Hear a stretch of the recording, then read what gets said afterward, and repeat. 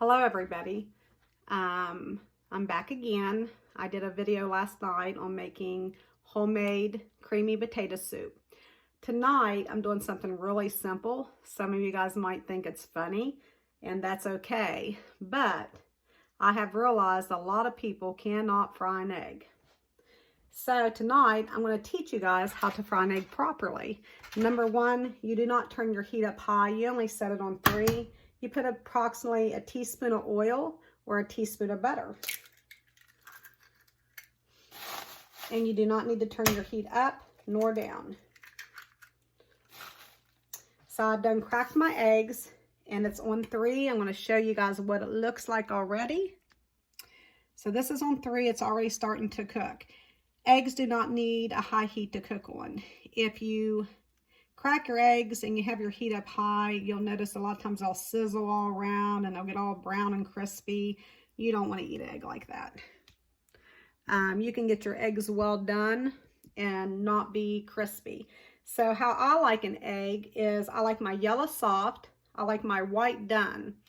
What I usually do, if I do want my yellow to have a more firmer texture, I will put a little hole in it and I flip it one more time. So what I'm going to do tonight is I'm going to make 2 eggs. I'm going to break one of the yellows and I'm going to keep the other yellow the way it is.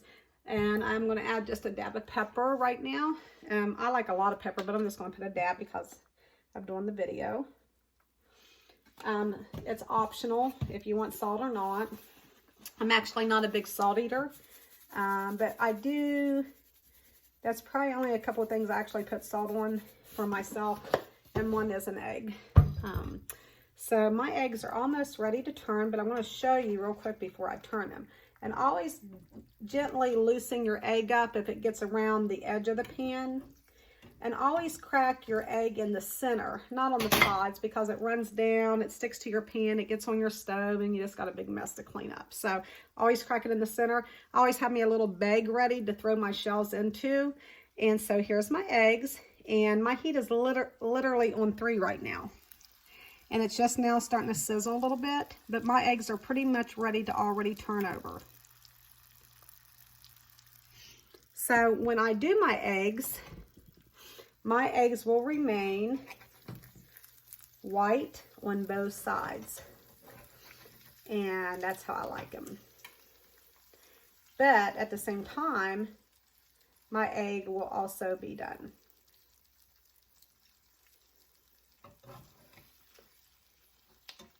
So I want to show you now what my eggs look like. So this is what an egg should look like. This part should be completely done.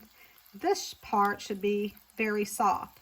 Now, what I would do if I want this to be firm on the inside, I will do this, and I will flip that egg one more time. But I'm already going to turn my heat off because these eggs are done. The white is completely done. This one is soft. This one's going to be a little bit firm, and I'm going to go ahead and flip this.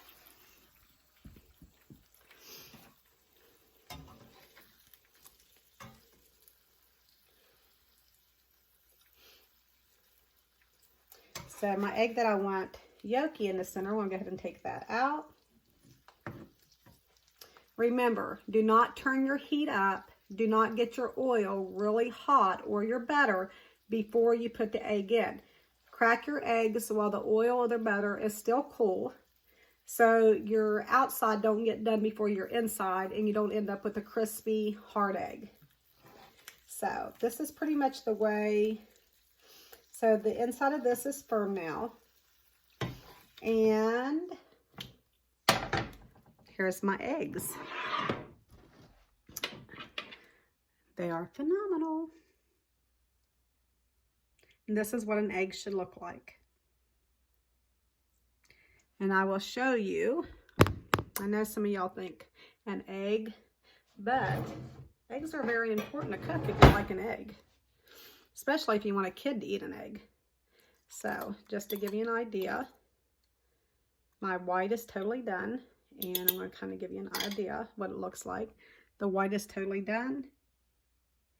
And the yellow is totally soft. This is a good egg. The other egg is more firmer.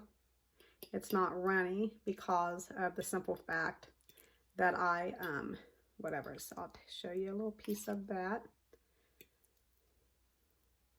Get it on here. And if you notice the egg, the yellow where I cracked a little bit of hole, it's just firmer now. Still a little bit wet, but not runny. So there you go. That is the proper way to make an egg. So you guys have a good evening. Tonight I will be on making a homemade pumpkin roll. I'm going to show you a very easy way to make a pumpkin roll where you don't have to let them set for a long time and go through all that cooling process and rolling them with a cloth and adding all that butter. I have a very good way to make a pumpkin roll, and you'd never tell the difference in the taste. I do not use butter mixed into my cream cheese, and I do not use a cloth to roll. So you guys tune in for that. You guys have a blessed night, and thank you so much.